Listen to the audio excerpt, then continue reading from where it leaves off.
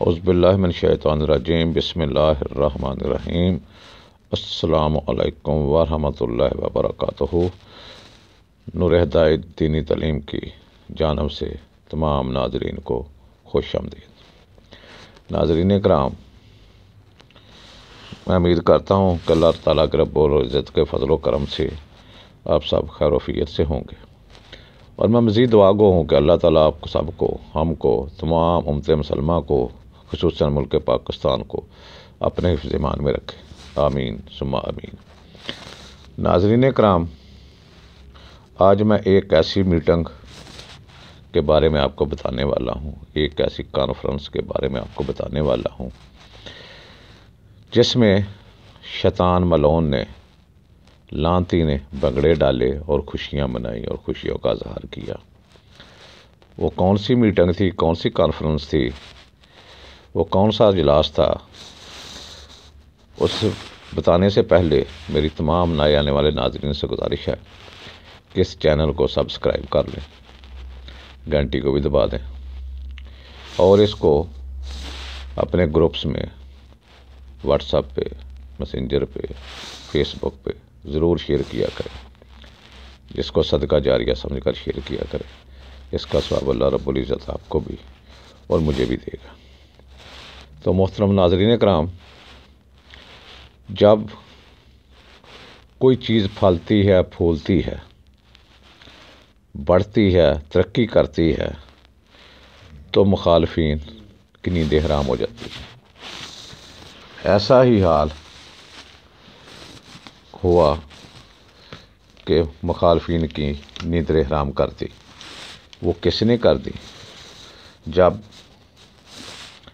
حضرت محمد صلی اللہ علیہ وسلم، ہمارے محبوب، امام کائنات، سید الاولین والآخرین، شفیع المذنبین، رحمت للعالمین، سیدنا و مولانا امام اعظم محمد مصطفیٰ احمد مجتبیٰ صلی اللہ علیہ وآلہ وسلم کی مبارک زبان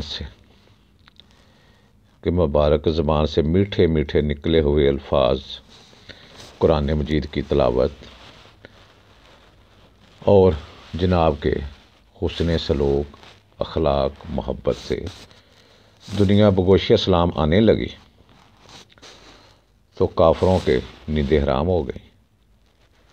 وہ ہر وقت یہی سوچنے لگے کہ ایسا طریقہ اپنایا جائے جس سے اسلام جو اتنی تیزی سے آگے کی طرف بڑھ رہا ہے، اس میں کوئی رکاوٹ ڈالی جائے، اس کو روکا جائے، کیونکہ چند صحابہ کرام رضی اللہ تعالیٰ عنہ حبشہ میں ہجرت کر کے جا چکے تھے، اور کچھ مدینہ منورہ میں بھی ہجرت کر کے جا چکے تھے۔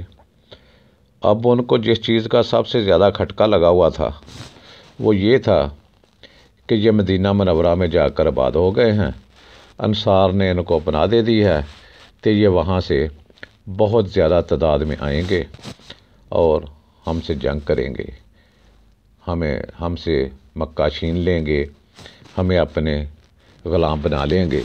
سب سے زیادہ ان کو اس بات کی فکر تھی۔ تو اسی فکر کو مد نظر رکھتے ہوئے وہ یہی سوچ رہے تھے کہ ایسا طریقہ اپنایا جائے جس سے یہ دین اسلام آگے پھیلنا، پھولنا، بڑھنا بند ہو جائے۔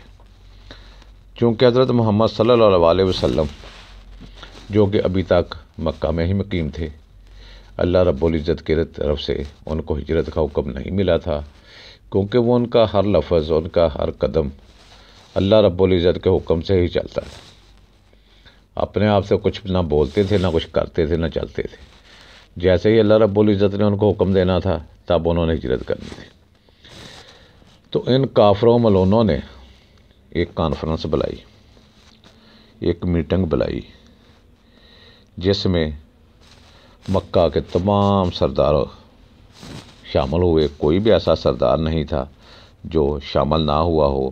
یہ پنچایت گھر میں ایک بہت بڑی کانفرنس منعقد کی گئی، اور یہ کفار مکہ کا ایسا زبردست نمائندہ اجتماع تھا کہ مکہ کا کوئی بھی ایسا دانشور اور با اثر شخص نہ تھا جو اس کانفرنس میں شریک نہ ہوا ہو، خصوصاً ابو سفیان، ابو جہل، عتبہ، جبیر بن مطعم، نضر بن حارث، ابو حجری، زامع بن اسود، حکیم بن حزام، امیہ بن حلف وغیرہ وغیرہ تمام سرداران قریش اس مجلس میں شریک تھے۔ تو اس مجلس میں کمبل اوڑھ کر ایک بزرگ کی شکل میں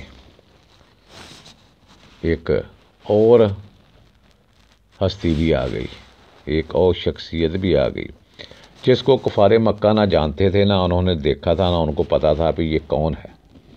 جب اس سے حسب و نسب پوچھا گیا کہ آپ کون ہیں، آپ کا حسب نسب کیا ہے، تو اس نے کہا میں شیخ نجد ہوں۔ شیخ نجد ہوں، وہ کون تھا؟ وہ شیطان ابلیس تھا، لعنتی تھا۔ میں شیخ نجد ہوں، اس لیے اس کانفرنس میں آ گیا ہوں کہ میں تمہارے معاملہ میں اپنی رائے بھی پیش کر دوں۔ یہ سن کر کفار سردار خاموش ہو گئے اور شیطان بھی اس کانفرنس میں شریک ہو گیا۔ اب کانفرنس کی کارروائی شروع ہوئی۔ جب حضور صلی اللہ علیہ وآلہ وسلم کا معاملہ پیش ہوا تو ابو التجری نے یہ رائے دی کہ اس کو کسی کوٹھڑی میں بند کر کے ان کے ہاتھ پاؤں باندھ دے اور ایک سوراخ سے کھانا پانی ان کو دے دیا جائے۔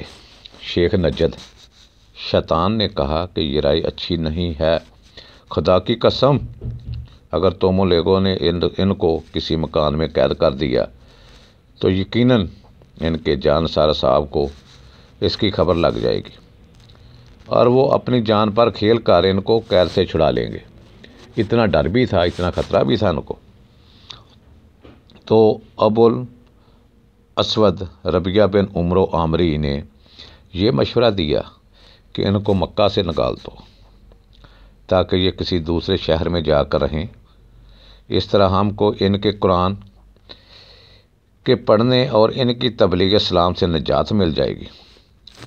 یہ سن کر شیخ نجدی اچھل پڑا اور بگڑ کر کہا تمہاری اس رائے پر لعنت، کیا تم لوگوں کو معلوم نہیں کہ محمد صلی اللہ علیہ وسلم کے کلام میں اتنی مٹھاس اور تاثیر اور دلکشی ہے کہ خدا کی قسم اگر تم لوگ ان کو شہر بدر کر دو گے تو یہ پورے ملک عرب میں لوگوں کو قرآن سنا کر اور قبائل عرب کو اپنا تابع فرمان بنا کر دم لیں گے۔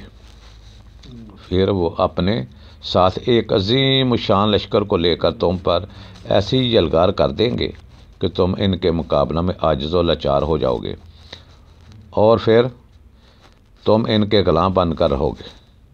اس لیے ان کو جلا وطن کرنے کی تو بات ہی مت کرو۔ یہ شیطان نے یہ مشورہ دیا تو ابو جہل ملعون بولا صاحبو میرے ذہن میں ایک ترکیب آئی ہے، ایک خیال آیا ہے، وہ نہ کسی کو آج تک سوجی ہوگی ابھی تک تو نہ کسی نے بتائی ہوگی، نہ کو بتائے گا۔ یہ سن کر سب نے اس کی طرف کان کھڑے کر لیے تو وہ بڑے اشتیاق کے ساتھ پوچھا اور کہنے لگے کیا ہے بتائیں۔ تو ابو جہل نے کہا کہ میری رائے ہے کہ ہر قبیلہ کا ایک مشہور بہادر تلوار لے کر اٹھ کھڑا ہو اور سب یک بارگی حملہ کر کے توبہ نعوذ باللہ محمد صلی اللہ علیہ وسلم کو قتل کر ڈالیں، اور اس تدبیر سے خون کرنے کا جرم تمام قبیلوں کے سر پر آ جائے گا۔ ظاہر ہے کہ خاندان بنو ہاشم اس خون کا بدلہ لینے کے لیے تمام قبیلوں سے لڑنے کی طاقت نہیں رکھتے، لہٰذا یقیناً خون بہا کے لیے راضی ہو جائیں گے اور ہم سب لوگ مل کر بآسانی خون بہا کی رقم ادا کر دیں گے۔ ابو جہل کی یہ خونی تجویز سن کر شیخ نجدی مارے خوشی کا اچھل پڑا اور بھنگڑا ڈالنے لگا، ناچنے لگا، اچھل کر ناچنے لگا اور کہنے لگا بے شک یہ تدبیر بالکل درست ہے، اس کے علاوہ اور کوئی تجویز قابل قبول نہیں ہو سکتی۔ چنانچہ تمام شرکائے کانفرنس نے اتفاق کی رائے سے اس تجویز کو پیش کر دیا اور اس کو پاس کر دیا۔ تو اس کے بعد مجلس شورا جو مشورہ کرنے والی کافروں کی مجلس تھی وہ برخاست ہو گئی۔ وہ تو ہر شخص اس خوفناک عزم کو لے کر اپنے اپنے گھر کو چلا گیا۔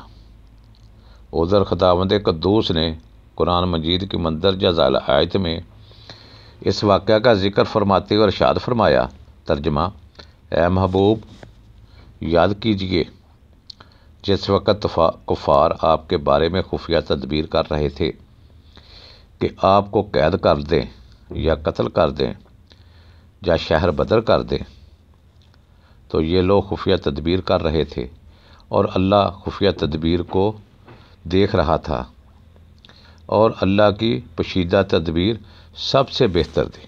جو خفیہ تدبیر اللہ تعالیٰ کر رہے تھے وہ سب سے بہتر تھی۔ اللہ تعالیٰ کی تدبیر کیا تھی؟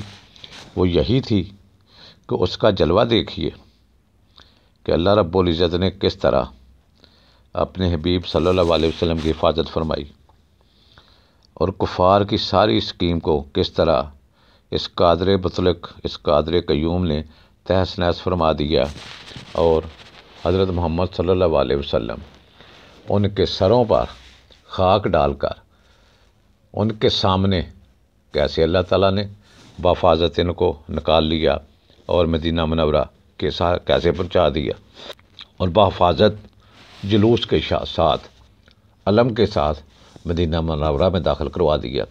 یہ میرے اللہ رب العزت کی حکمت تھی، یہ میرے اللہ رب العزت کی تدبیر تھی۔ تو ناظرین کرام، یہ تھی کافروں کی کانفرنس جس میں شیطان ملعون نے بھنگڑا ڈالا، ناچا کودا۔